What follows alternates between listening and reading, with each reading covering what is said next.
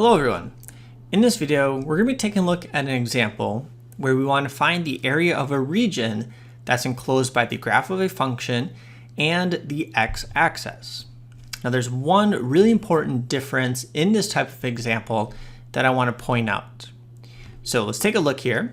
My example says find the area of the region enclosed by the graph of f of x is equal to x squared minus 4, the x-axis, and the vertical lines x is equal to 0 and x is equal to 5.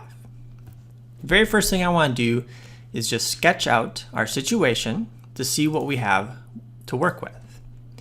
So let's see, we're going from 0 to 5, and then the graph of our function, that's going to be a parabola.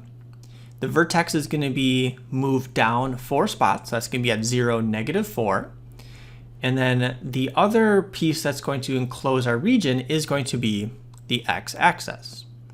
So let's sketch out a graph so we can take a look at this.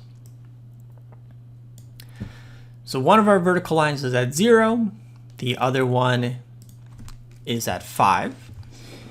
Our graph of f of x, so as I said, down here at -4. So this is going to be our vertex. And now this is a normal parabola, so we can follow our normal spacing here. So at 1, this will be at -3. And then at 2, this will cross the x-axis here. And then let's see, over at 3, we're going to be up at +5.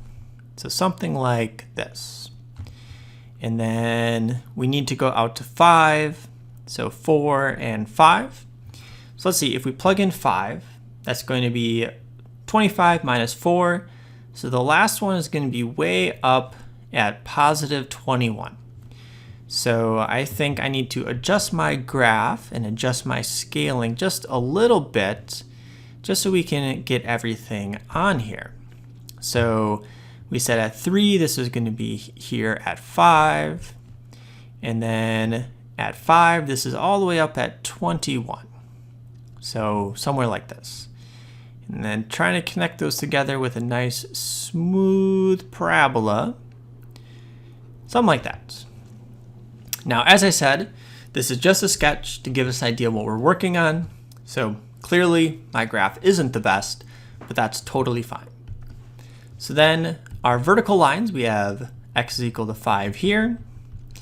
And we have the vertical line, x is equal to 0, there. And then the last bound that we're looking at, the last border for our region, is the x-axis. So the area that we want to find is the area in between the graph of our function and the x-axis. So that's these two regions here.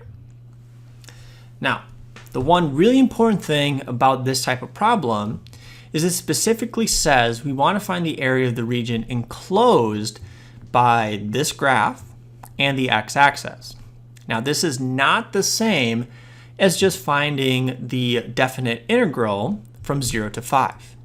Because if we were going to do that, this region that is underneath the x-axis, this would have a negative value associated with it, which in this case we don't want. Because we want the total area, we need to make sure that this is going to count as positive area towards our final answer. So there are a couple different ways we can think about this. So the first one is using our normal formula for the area between graphs. So it looked like this, the integral from a to b, and then we had f of x minus g of x, and times d of x. Now this works for these two functions as long as all the values of f of x are greater than the values of g of x within this interval. In this case, we would actually have to split it up into two pieces because the x-axis is bigger than our function from 0 to 2, but then from 2 to 5, our function is bigger than the x-axis, so they would switch. The other way I could think about this is we're actually going to be essentially taking a look at an absolute value.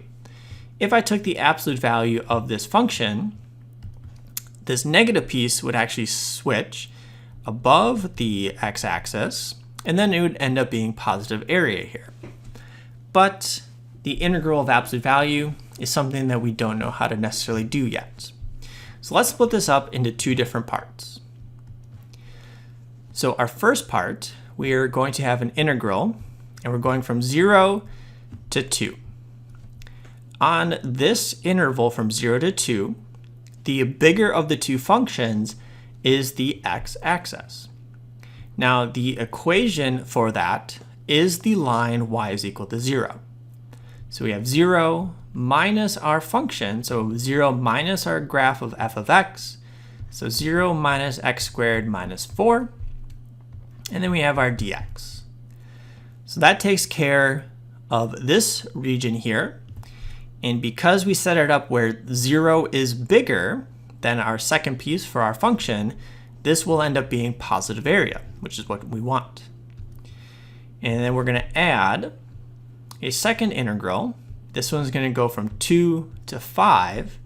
And now on this interval, our graph of f of x is greater.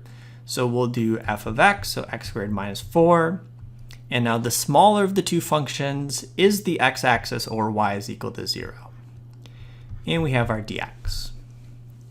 So splitting up our interval strategically so that we end up with all positive area, this expression, these two integrals added together, this is going to give me the total area of these two regions added together. So let's see what we end up with. So I'm just going to do a little bit of simplifying. So this first one, from 0 to 2, our negative sign, we're going to end up with negative x squared plus 4. And we still have the dx. And I need to move down to give myself some room. And then our second one, we are just subtracting 0. So let's get rid of that. So we just have x squared minus 4 times dx. So x squared minus 4 times dx. Okay, and so using our normal antiderivative rules, for our first integral, we end up with negative x cubed over 3 plus 4x. And this one we want to evaluate from 0 to 2. And our second one, we're going to end up with a positive x cubed over 3 minus 4x. And this one we will evaluate from 2 to 5. So we have to do some substitution and see what we end up with. So for our first one, plugging in 2 first. So negative 2 cubed over 3 plus 4 times 2.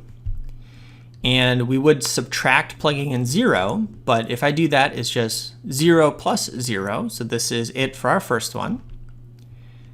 And now our second one, I'll put this in brackets right away. So plugging in our upper bound of 5, we have 5 cubed over 3 minus 4 times 5.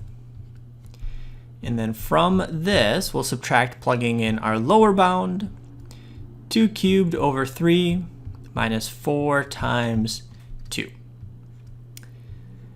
All right. Now again, let's just keep simplifying so we can see what we end up with.